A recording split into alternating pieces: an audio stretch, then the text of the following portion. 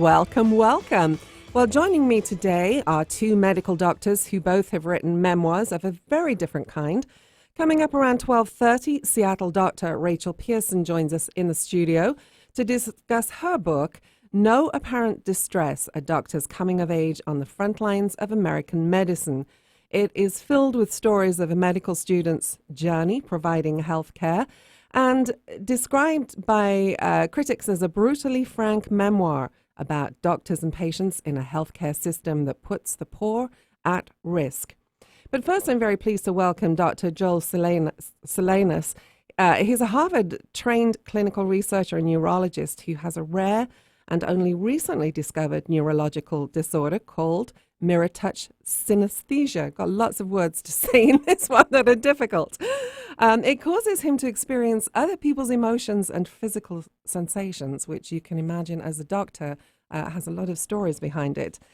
Dr. Joel Salinas is a Harvard neurologist and clinical researcher at Massachusetts General, where he specializes in brain health, social epidemiology and neuropsychiatry, and cognitive behavior at neurology.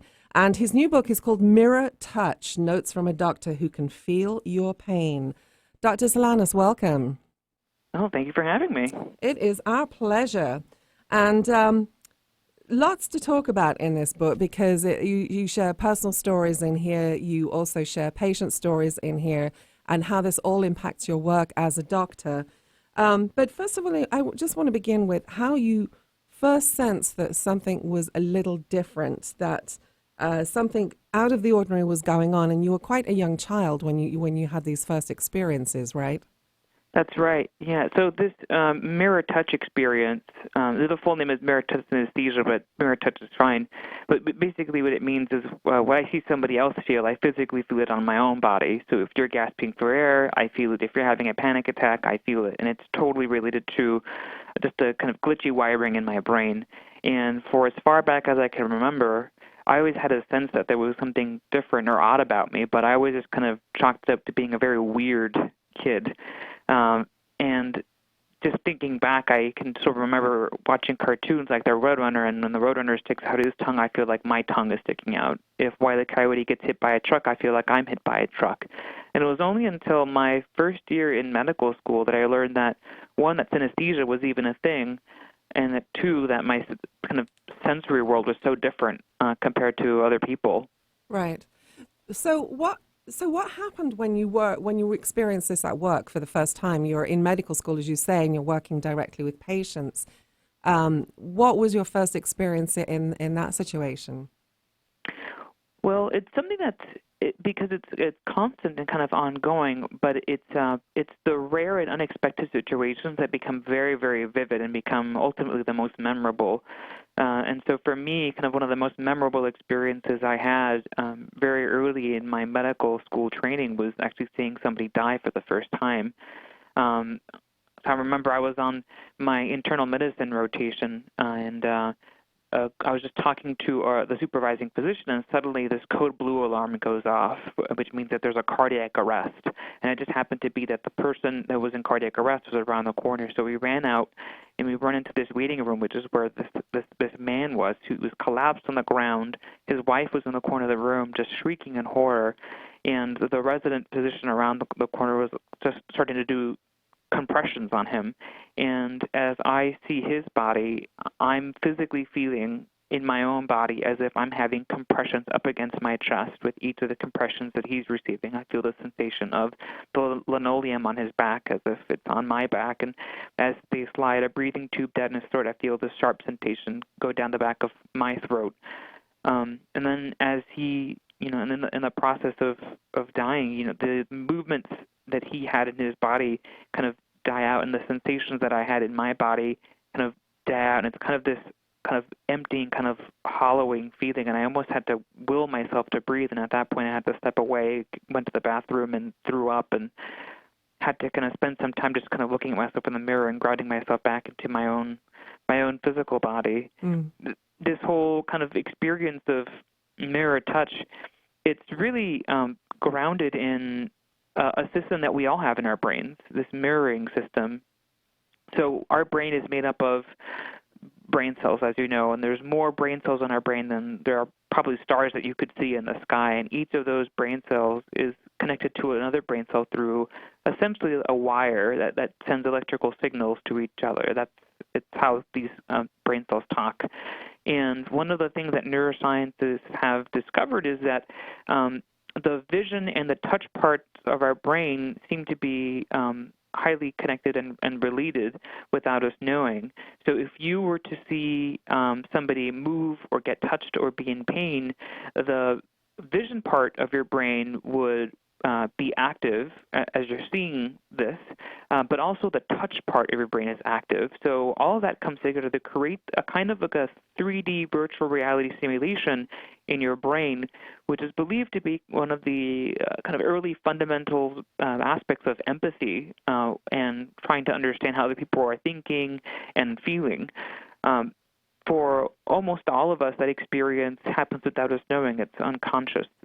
But every once in a while, the experience can kind of crop up into consciousness. So, for example, if you see someone playing football and suddenly get tackled, or if someone trips and hits their face, that kind of cringe feeling that you get, that oof kind of feeling that you get, that is that mirroring system becoming very active to the point where you feel as if that injury happened to you.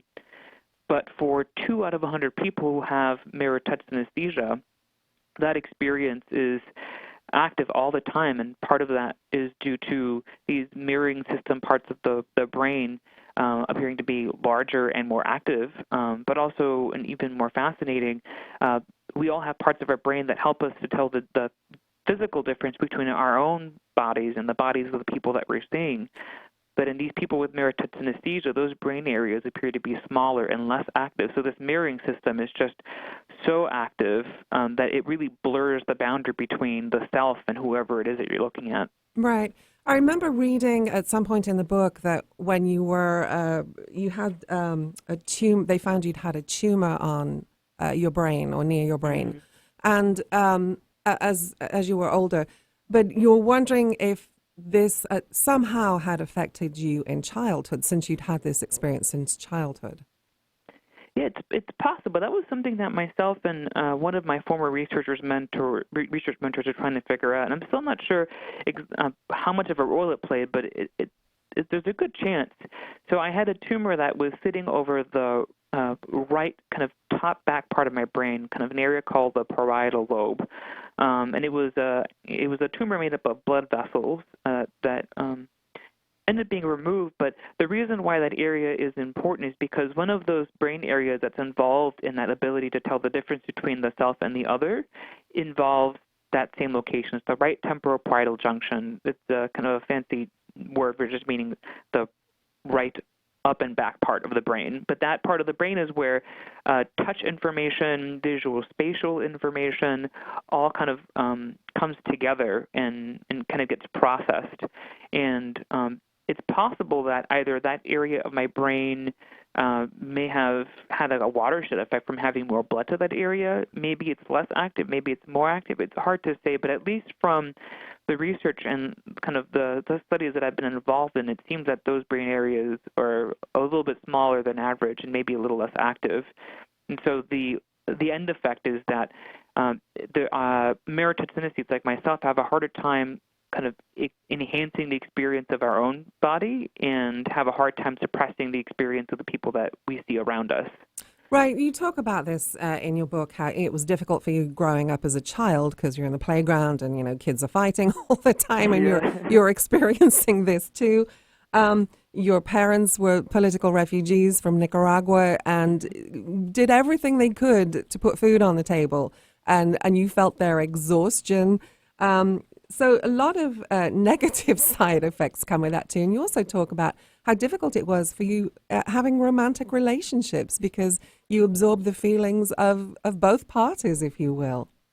Yeah, well, you know, I consider myself to be one of the lucky ones with mirror touch synesthesia in that, you know, it was only until I was able to really harness this trait that I was able to apply it towards becoming a better doctor. But most mirror touch synesthetes haven't been able to strike that kind of a balance. I mean, there's one woman who essentially has become a shut-in, avoiding people altogether because of these experiences. She doesn't even have a dining room table in her home because she can't stand the sight of seeing other people eat.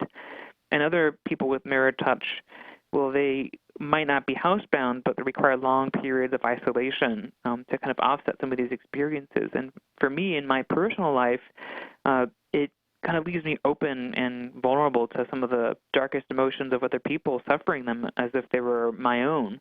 And, when I'm around people for long periods of time, and if I love them, it's almost like my internal body map extends onto them to include them as if they were part of my body. So doing them any kind of harm or disappointing them or anything like that ends up being reflected as if it were self-inflicted kind of harm to myself. And it's interesting because these are some of the aspects that you find in people who have what's called codependency or over-identification or enmeshment. But in my case, there's this very specific kind of glitch in my brain that makes that experience happen. And is it with everybody you meet or just some people? It's everybody, and it's all the time. It's my brain really just, it takes in the sensory information and then it just translates it automatically. It's kind of like a reflex, kind of turning everything that I see into sensory information, and also passes through some of my other senses, which are some of my other forms of synesthesia. Synesthesia meaning kind of the blending of the senses, which is where how that term gets involved. Right. But it's certainly much more active for people that I relate with more, that look more like me, and that's something that we know is true of all of us.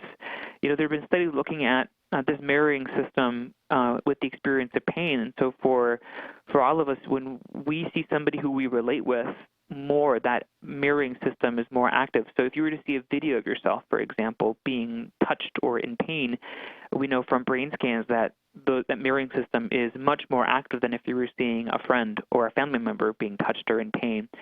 And if you were to see someone who's a stranger or you don't consider yourself related to at all, that mirroring system is hardly active at all.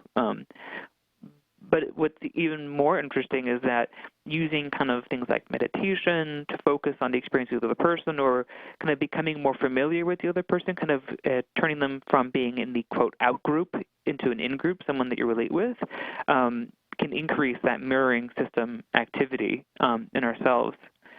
So, the way that I see it is, while mirrored touch synesthetes have this automatic ability to identify with another person's pain, empathy really begins for most of us with a willingness to try and understand what it's like to be in another person's shoes. Right.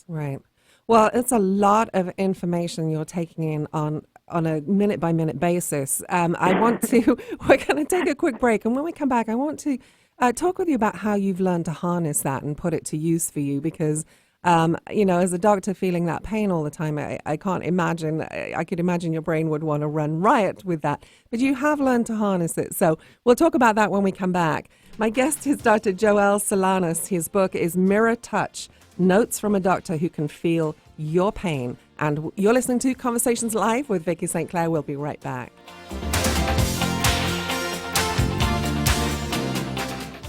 Parkinson's disease affects as many as 1 million people in the United States. At the Parkinson's Disease Foundation, it's our mission to beat this disease. To learn about the Parkinson's Disease Foundation, or if you want to help support our work, visit our website, pdf.org, or call us at 800-457-6676. In the Northwest, contact the Northwest Parkinson's Foundation at nwpf.org. Next week on Conversations Live with Vicki St. Clair. She lived in the ideal location and lived her ideal lifestyle, along with the occasional husband or boyfriend. Life was perfect, until it wasn't. Join us Monday at noon Pacific Time and Friday at 6 a.m. for A Million Fragile Bones, a memoir of before and after. Catch up on podcasts at conversationslive.net and chat with Vicki on Twitter at Vicki St. Clair. And tune in every Monday at noon, Friday at 6 a.m., right here on Alternative Talk 1150. Did you know that capsizing boats and people falling overboard account for over 70% of boating fatalities? 80% of those fatalities occur on boats under 26 feet and on boats with operators who've had no formal boating instruction. 50% of all boating accidents involve alcohol. Be smart this summer. Know who you're boating with. Wear a Coast Guard approved life jacket and don't drink and boat. This message is brought to you by supporters of Conversations Live with Vicki St. Clair and the JMB Group, who wish you safe boating fun. Thanks for listening to Conversations Live with Vicki St. Clair. Follow me on Twitter at Vicki St. Clair. Be sure to support the sponsors of your favorite shows on Alternative Talk 1150.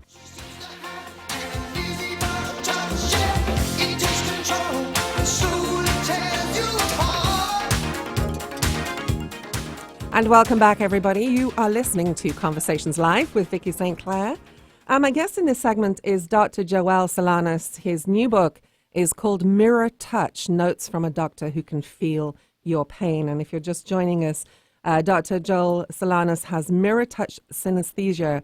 It's a rare, seemingly superhuman and only recently identified neurological trait that causes him to literally feel the emotional and physical experiences of other people.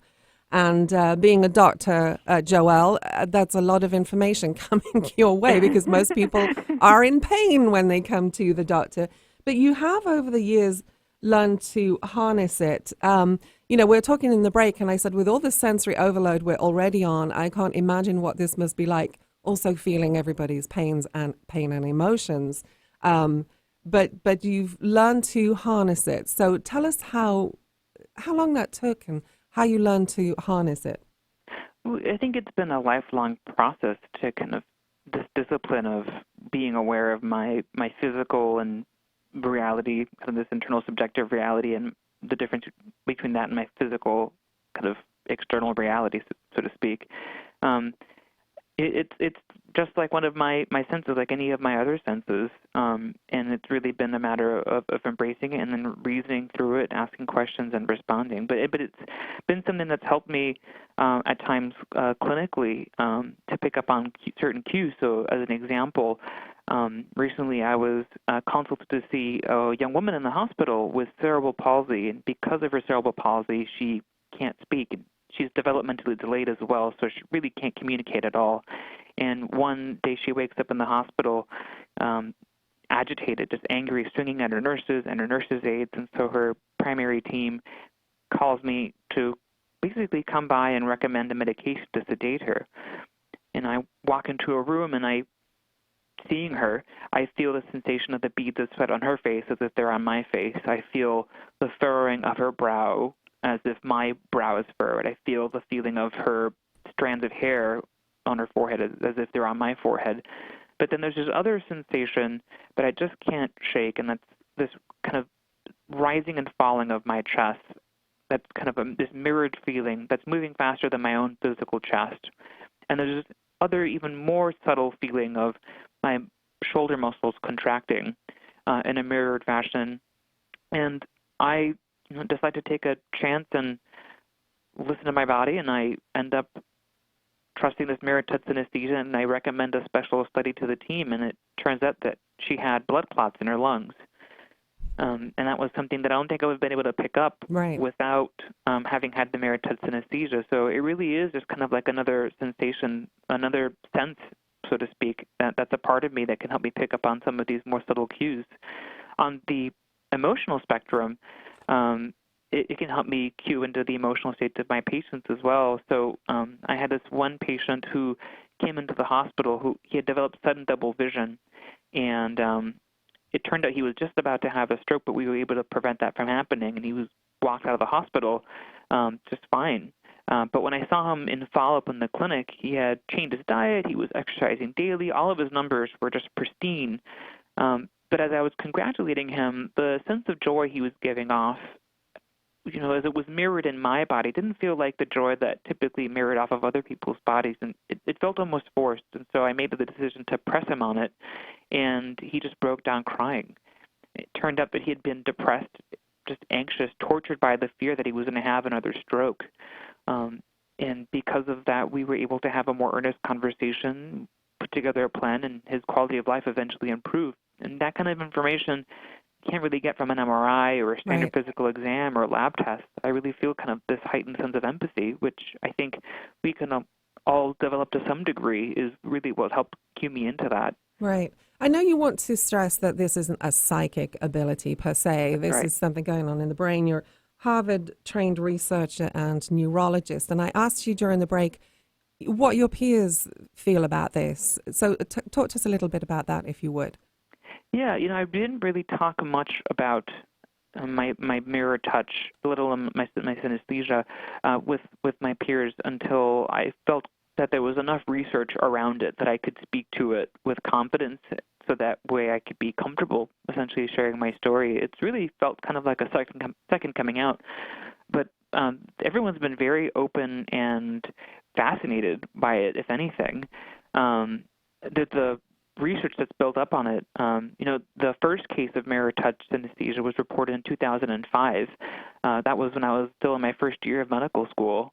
But just over the last 10 years, a lot of work has been done in this area using advanced imaging techniques and other kind of psychological testing to really not just make the whole phenomenon more concrete, but to also understand the biology behind it.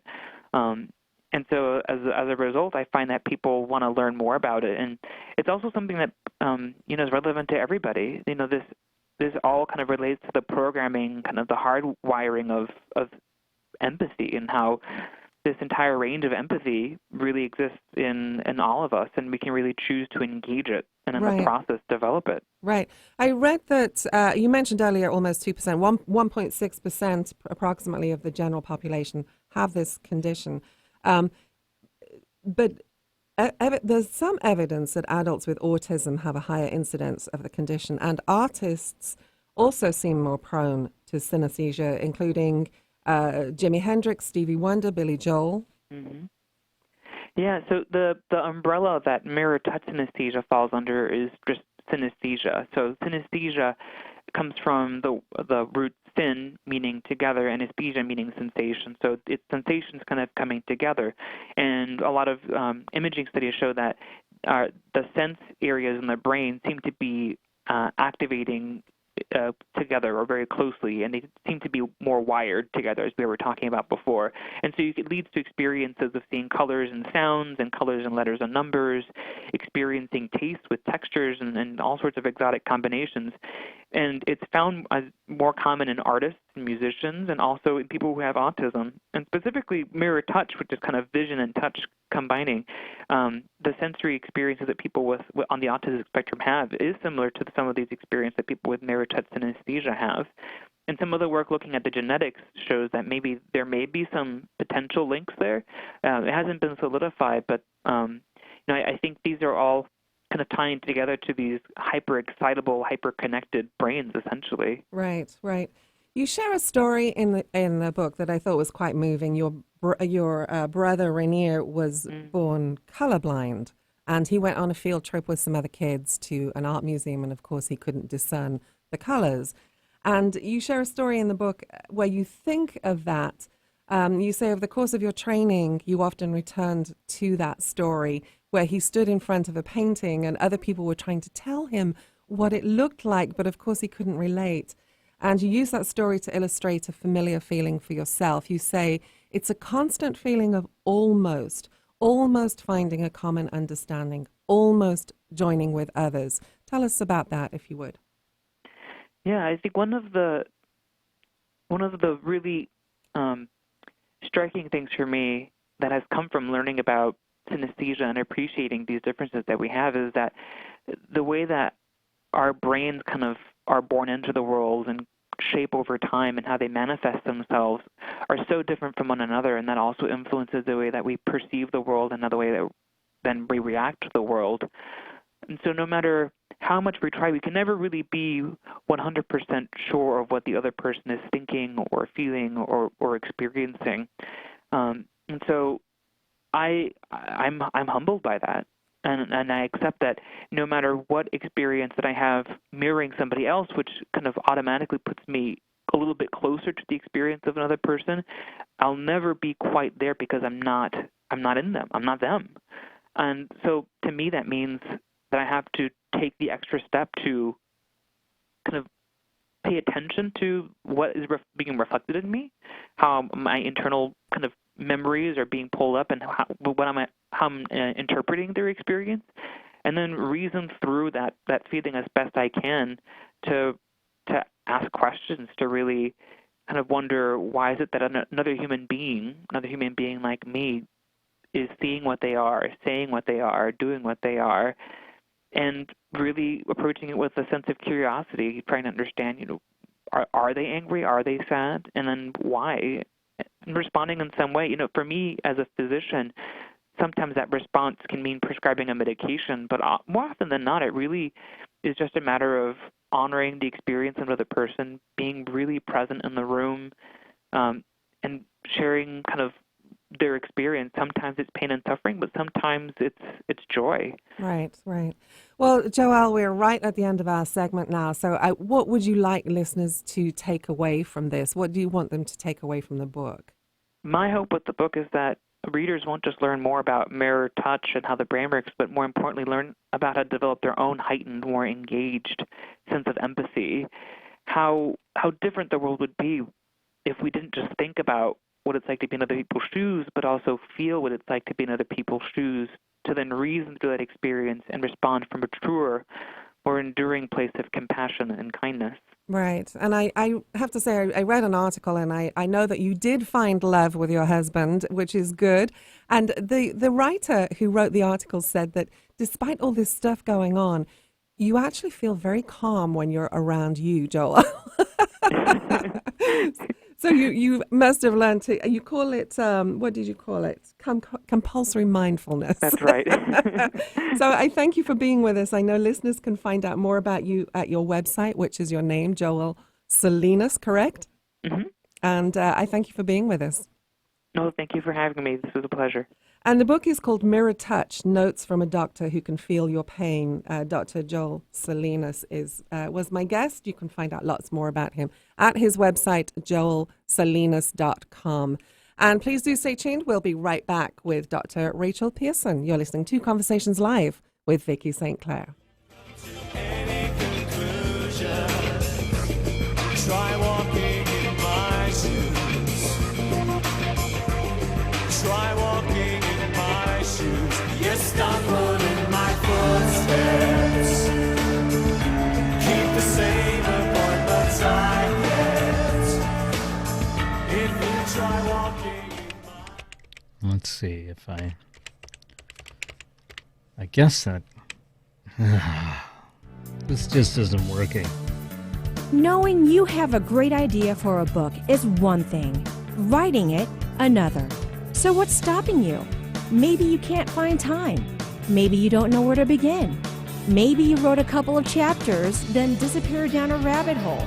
Or maybe you'd rather someone else write it for you. Partnering with the right coach or ghostwriter can make all the difference between talking about your book and finishing your book. As an award-winning writer and strategic consultant, Vicki St. Clair's storytelling credits span from business, health, self-help, and memoir to New York Times and USA Today best-selling anthologies. Vicki partners with people just like you at the exact level you need, whether you need a little encouragement, editorial guidance, or full-blown ghostwriting and consulting services. If you're serious about telling the story you know is inside you, stop procrastinating.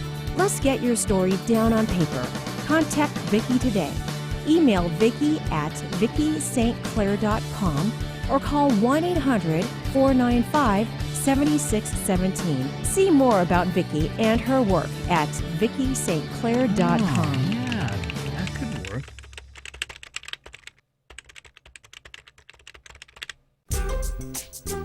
Do you love wildlife? Then make a real difference by helping Paws care for sick and injured wild animals.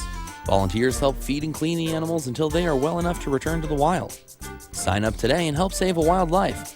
No experience necessary. All training is provided.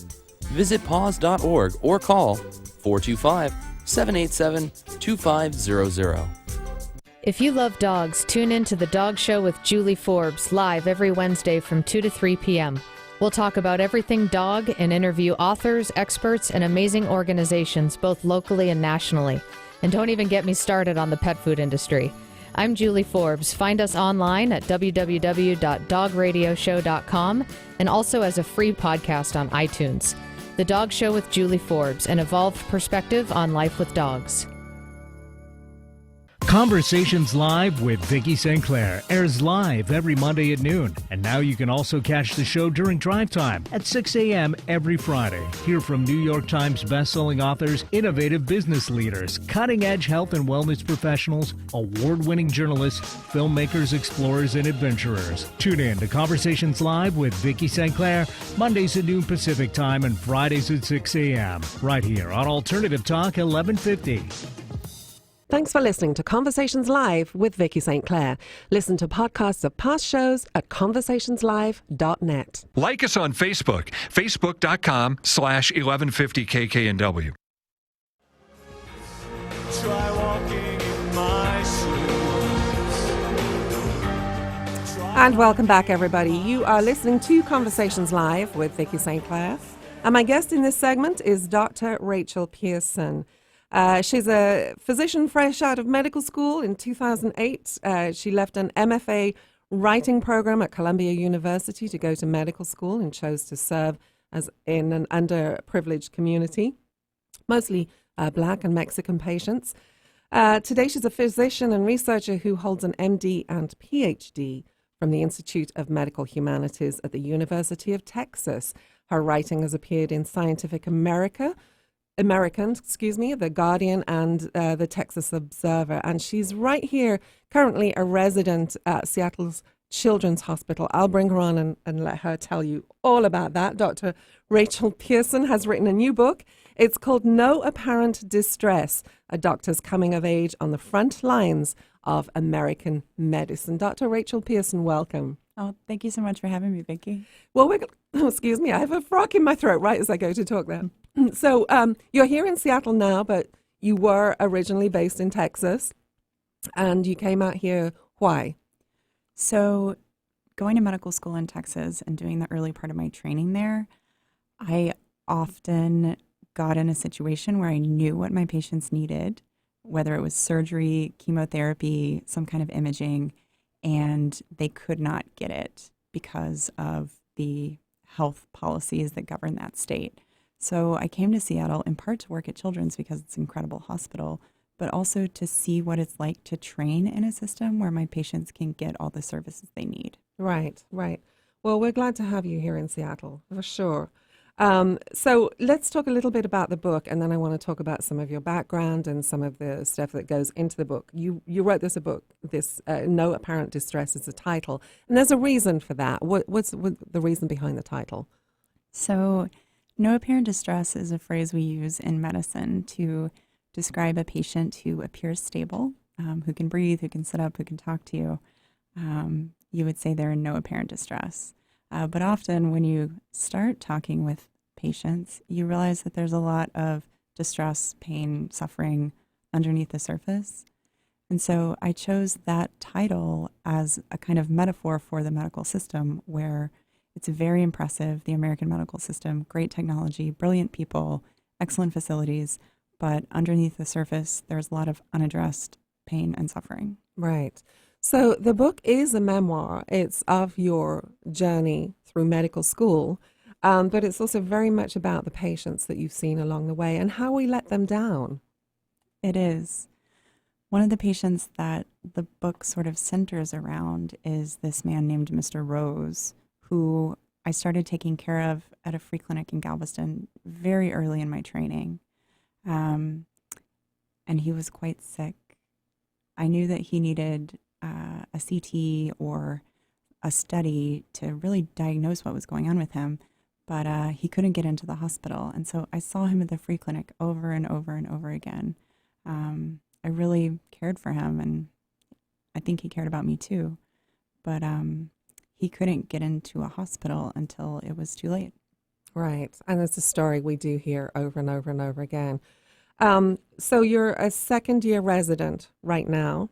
That's correct. Yeah. And so what do you bring to the table as a doctor yourself? What are some of your skills that you're proud of and you'd like to share with us?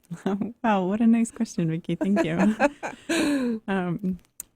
I think that because of the particular training that I've had and because of caring for patients in really low resource situations, I have a lot of appreciation for the power of just accompanying someone through a really difficult situation. In Texas, even when I couldn't get my patients chemo or I couldn't get them surgery, I could tell them, I'll stand by your side and I'll see you through this no matter what. And even in high resource settings, even at Seattle Children's, just that statement, just being able to tell a person that you're going to be there for them, that you're going to make sure their kid is cared for, it's really powerful. Lovely. So you were studying writing at Columbia. How did you go from focusing on that to I want to be a doctor? Yeah. Well, I moved from Austin to New York City to go to Columbia, and I was broke. So I got a job before moving as a patient advocate at a women's clinic in Austin that provided abortions.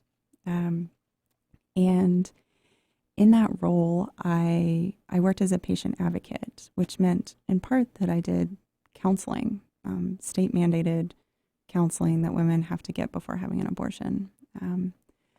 I became the person that they could talk to confidentially before undergoing this procedure that for many of them was deeply meaningful. Right. And the stories that they told me changed how I think about life. The stories that I heard there made it feel like no other space other than medical space was so powerful. And here we are. So let's talk a little bit about how you got here then. A lot of training went on. I know that a place called St. Vincent's in Texas was very significant to you. Talk to us a little bit about St. Vincent's, if you would. I'd love to. So St. Vincent's is a student-run free clinic that's inside a traditionally African-American community center on Galveston Island.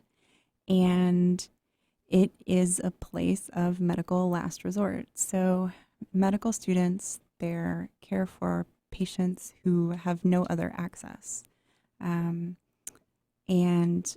working at St. Vincent's, I always had the goal of getting my patients into something better, because I knew that there's only so much you can do with medicines prescribed off the $4 list and good physical exams and some labs. Very frequently, patients needed more than we could provide. At the same time, it was truly a community center, and it was a place that was full of conversation and light and hope, somewhere where you could come if you were sick, no matter who you were, and be cared for. Right. I love their motto, all are welcome here. We need more of that. And so there was a story there that you share, the casebook application of Jimmy. And we hear this story over and over again in different forms. You know, people who are very sick and then suddenly they can't get their medical insurance renewed, or they lose it because somebody loses a job, or the insurance company just changes its mind and isn't going to do it anymore. Can you tell us about this case with Jimmy and why that was so significant? Yeah, so Jimmy, he was in his 50s, and he was married to a patient I was very close with, a woman named Vanessa, who's also in the book. And Jimmy was diagnosed with cancer right before he died of it. I mean, he was diagnosed with lung cancer that killed him within a month. But in the process of that, he was in and out of 2 hospitals. He was in an ICU. He was on a ventilator. He got blood transfusions. He got all of this super high-tech medical care that left Vanessa with hundreds of thousands of dollars in debt after her husband died. So how, as somebody who's chosen to make medicine her profession and makes many sacrifices along the way, as all doctors do, it's a very long journey. It's an arduous journey. How does that make you feel when you run into that kind of situation? Yeah, so it's hard not to take it as a personal failure. You constantly feel like you're letting your patients down. When you are aware of what good medical care looks like and you're not able to provide it, you as a physician feel like a failure. And, of course, it's not about us. Right. It's about our patients. But there's something very difficult when you identify it as a doctor about not being able to doctor. Right. There's a line, or a couple of lines in the book I just want to share here when you're talking about the casebook application for Jimmy. You say he would not be judged on whether he was a particular human being who cared for his wife, their pets, and his stepchildren. He would instead be judged on whether his suffering could be made useful for someone like me. What does that mean?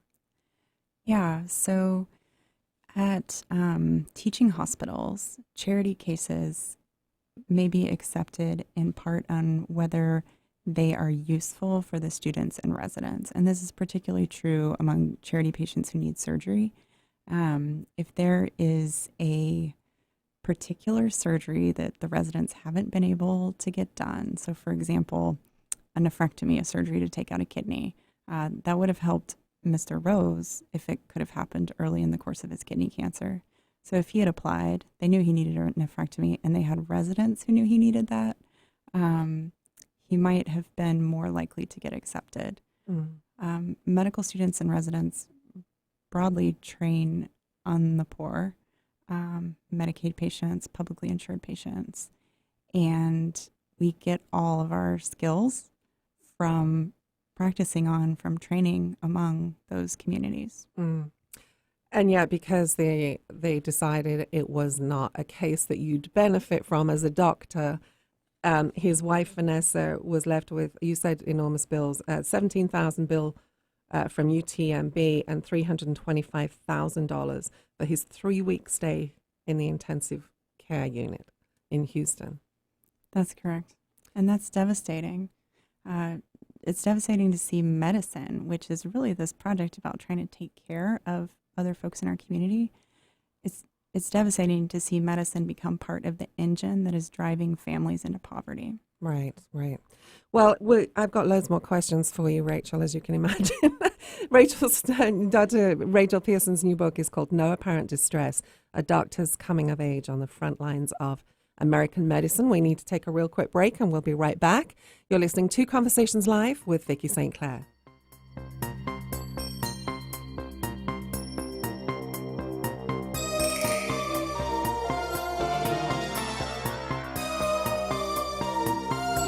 Did you know that capsizing boats and people falling overboard account for over 70% of boating fatalities? 80% of those fatalities occur on boats under 26 feet and on boats with operators who've had no formal boating instruction. 50% of all boating accidents involve alcohol. Be smart this summer. Know who you're boating with. Wear a Coast Guard-approved life jacket and don't drink and boat. This message is brought to you by supporters of Conversations Live with Vicki St. Clair and the JMB Group, who wish you safe boating fun. This is Martha Norwalk. Every Sunday morning, beginning at 9 a.m., thanks in part to the Ananda Institute of Living Yoga, we cover the world of animals. This week, July 2nd, it's Shelter Rescue Sanctuary and anything that helps our animal friends Sunday. We'll check on Missy's Pet Rescue and Animal Talk. We'll find out how the new executive director of Homeward Pet Adoption Center is doing. A few other interviews, plus we'll check on the Ananda Institute of Living Yoga. Martha Norwalk's Animal World, Sunday morning, 9 a.m. to noon, right here on Alternative Talk, AM 1150. Next week on Conversations Live with Vicki St. Clair. She lived in the ideal location and lived her ideal lifestyle, along with the occasional husband or boyfriend. Life was perfect, until it wasn't. Join us Monday at noon Pacific Time and Friday at 6 a.m. for A Million Fragile Bones, a memoir of before and after. Catch up on podcasts at conversationslive.net and chat with Vicki on Twitter at Vicki St. Clair. And tune in every Monday at noon, Friday at 6 a.m. right here on Alternative Talk 1150. You're listening to Conversations Live with Vicki St. Clair, bringing you topics ranging from meditation to conservation, business and careers to health and wealth. Giving local voices a chance to shine. Alternative Talk 1150. I saw you there. And welcome back, everyone. You are listening to Conversations Live with Vicki St. Clair. And joining us in this segment, we have Dr. Rachel Pearson. She is over currently at Seattle Children's Hospital in her second year of residency and has written a memoir called No Apparent Distress, a doctor's coming of age on the front lines of American medicine. And I said in the beginning that it's described as a brutally frank memoir about doctors and patients in a healthcare system that puts the poor at risk. But Rachel, it's not just the poor.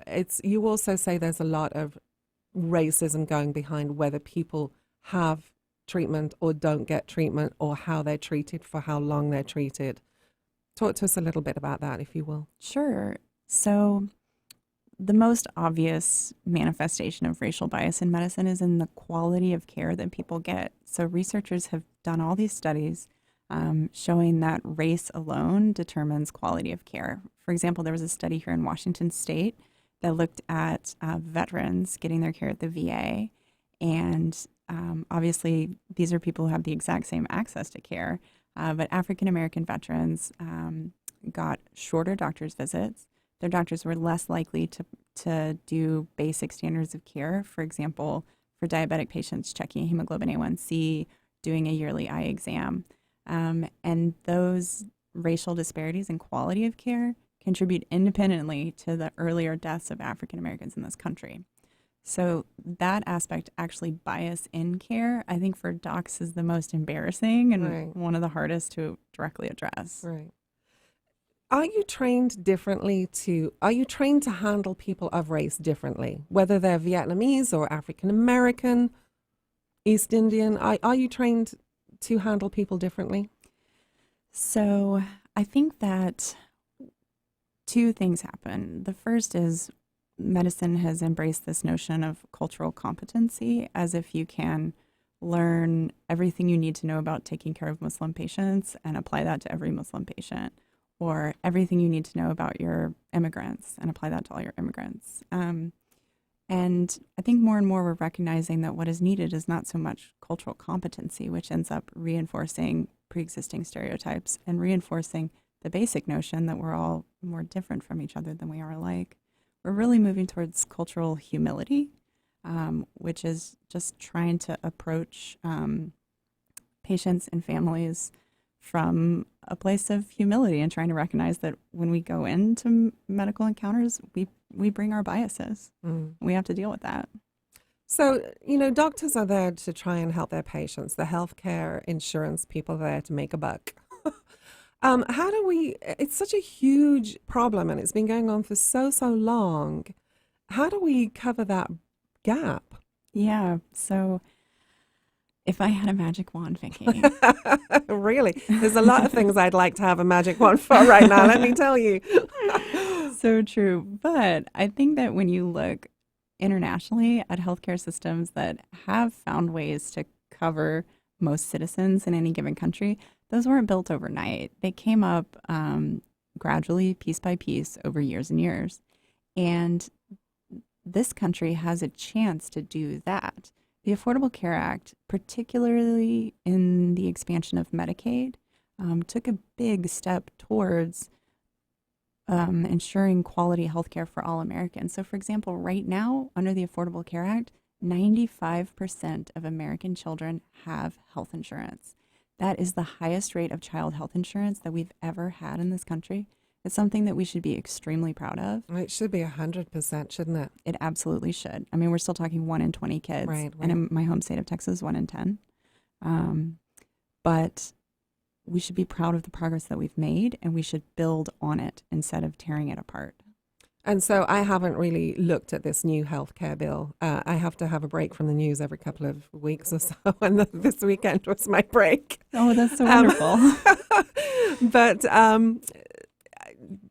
what all I keep hearing is that it's going to take more away from the poor. So it's again the poor who are going to be affected more by this, correct?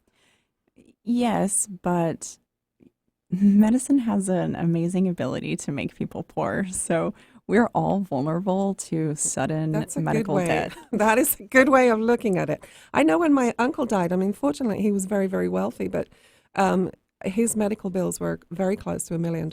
Yes, and that's not uncommon, especially with people dying in intensive care units or people requiring long-term care with skilled nursing. Right, right.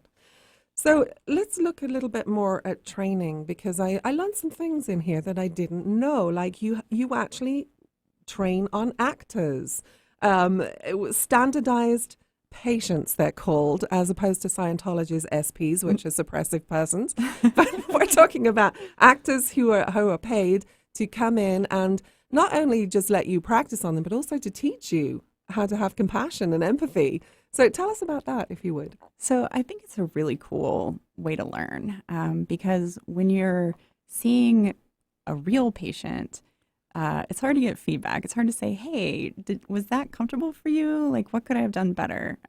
You can ask for feedback, but your patient doesn't really owe it to you. And often the power dynamic precludes them giving you honest feedback if there is something that they were upset about or they thought you could do better. With the standardized patients, not only do you get to do some of the more difficult and uncomfortable like gynecological exams, for example. For example, yeah. So Yeah. you get to do that for the first time on somebody who's being paid, and that seems pretty fair. Right, right. So what have you walked away with? How has this changed you as a person? You've gone through this medical training, and you were in the MFA for creative writing, and you've gone through this intensive training. You're now in your second year residency. How's it changed you as a person? That's such a big question with such a vast answer. Before coming into medicine, I didn't really give a hoot about social justice. I mean, I came from a working class family, but I wasn't political at all. And it was through medicine that encountering people who were experiencing injustice in their bodies and who were dying in some cases because of injustice, it forced me to put justice kind of at the center of my moral universe. And I guess the other thing that comes through in the book at some points is that I wasn't raised in any kind of faith community, and I'm still not a member of any faith community. But in medicine, being in life or death situations, being present at births, being thanked and blessed by my patients, it has brought this element of spirituality into my life that I really didn't anticipate. Oh, that's really interesting. And so what do you want people, we're almost at the end of our segment here, but what do you want people to take away about the situation? The book is a memoir. No Apparent Distress is a memoir. It documents some of your journeys with your grandmother's illness and death, your mother's unnecessary treatment, as you call it, but also looks at these patients who are caught in that big mechanical medical world, if you will. What do you want people to know about the poor and racism that's going on that we really need to take away with us today? Yeah, so the book begins with a quote from John Donne from his No Man is an Island passage. He writes, "Any man's death diminishes me because I am involved in mankind." And what I want people to take away from these stories is a recognition that we are all people. We are in this together, and race matters and class matters. Those things determine people's health, but those things do not define us. As a community, we should be able to come together and take care of each other. Right, right. And so your call to action would be what? Do you have a specific call to action? Yeah, well, today my call to action would be to call your senators about this health care bill. And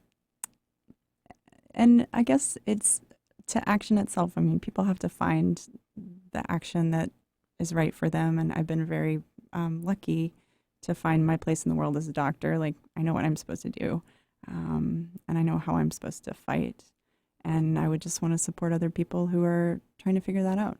Right. Well, I love it. And I think we need more doctors like you. Dr. Rachel Pearson, thank you so much for sharing your story, or a little piece of your story with us. The book is called No Apparent Distress, A Doctor's Coming of Age on the Front Lines of American Medicine. Do you actually have a website? I couldn't actually find one. I don't have a website. Okay, but all you have to do is Google the book, No Apparent Distress, Dr. Rachel Pearson, and it will pop up. Thank you so much for being with us. Thank you. Really appreciate it. It's been a pleasure. Well, I certainly learned a lot from that book. So there's stories in there.